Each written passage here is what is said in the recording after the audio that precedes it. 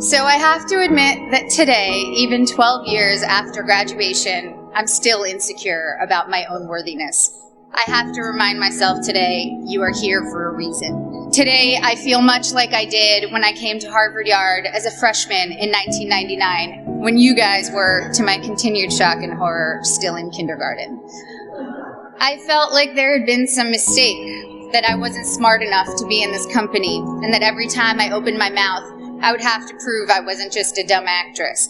So I start with an apology. This won't be very funny. I'm not a comedian, and I didn't get a ghostwriter. But I am here to tell you today, Harvard is giving you all diplomas tomorrow. You are here for a reason. Sometimes your insecurities and your inexperience may lead you to embrace other people's expectations, standards, or values. But you can harness that inexperience to carve out your own path, one that is free of the burden of knowing how things are supposed to be, a path that is defined by its own particular set of reasons.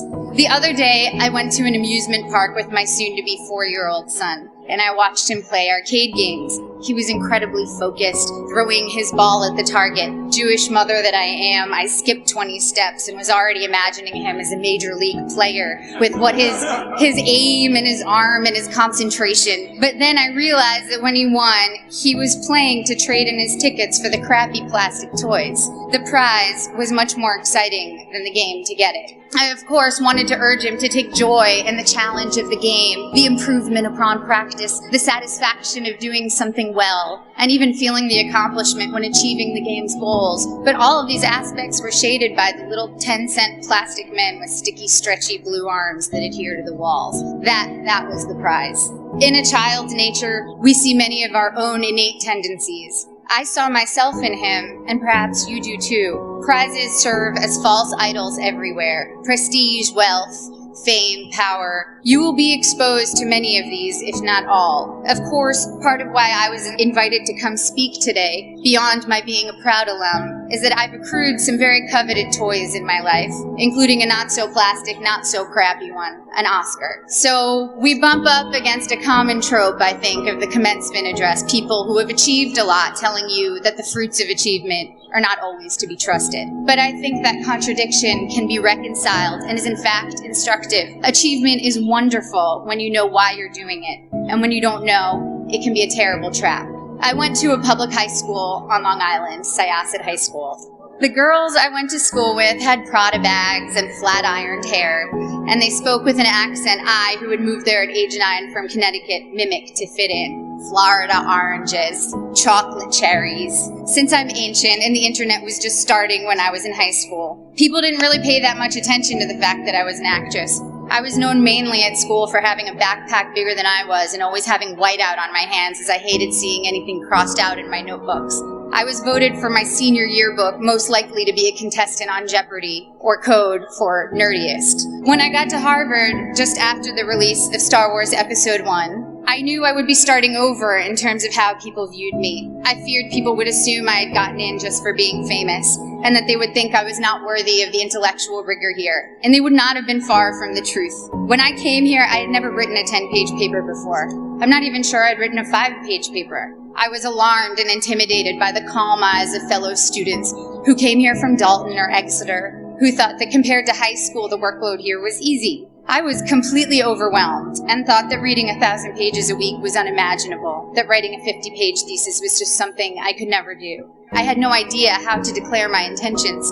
I couldn't even articulate them to myself. I'd been acting since I was 11, but I thought acting was too frivolous and certainly not meaningful. I came from a family of academics and was very concerned with being taken seriously. In contrast to my inability to declare myself, on my first day of orientation freshman year, 5 separate students introduced themselves to me by saying, "I'm going to be president. Remember I told you that." Their names, for the record, were Bernie Sanders, Mark Rubio, Ted Cruz, Barack Obama, and Hillary Clinton. In all seriousness, I believed every one of them. Their bearing and self-confidence alone seemed proof of their prophecy, where I couldn't shake my self-doubt. I got in only because I was famous. This was how others saw me. It was how I saw myself. Driven by these insecurities, I decided that I was going to find something to do at Harvard that was serious and meaningful, that would change the world and make it a better place. At the age of 18, I had already been acting for 7 years and assumed I'd find a more serious and profound path in college. So freshman fall, I decided to take neurobiology and advanced modern Hebrew literature because I was serious and intellectual. Needless to say, I should have failed both. I got B's for your information, and to this day, every Sunday, I spurn a small effigy to the pagan gods of great inflation. But as I was fighting my way through Aleph Bet Yehoshua in Hebrew and the different mechanisms of neural response, I saw friends around me writing papers on sailing and pop culture magazines, and professors teaching classes on fairy tales and the Matrix.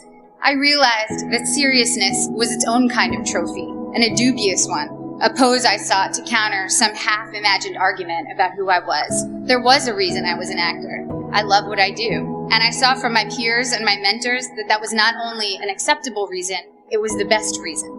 When I got to my graduation, sitting where you sit today, after 4 years of trying to get excited about something else, I admitted to myself that I couldn't wait to go back and make more films.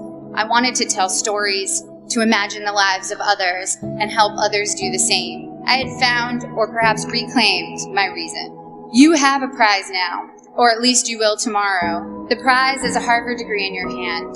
But what is your reason behind it? My Harvard degree represents for me the curiosity and invention that were encouraged here, the friendships I've sustained, the way Professor Graham told me not to describe the way light hit a flower, but rather the shadow that the flower cast, the way Professor Scarry talked about theater as a transformative religious force, how Professor Coslin showed how much of our visual cortex is activated just by imagining. Now granted, these things don't necessarily help me answer the most common questions I'm asked. What designer are you wearing? What's your fitness regime? Any makeup tips? But I have never since been embarrassed to myself ask what I might previously have thought was a stupid question.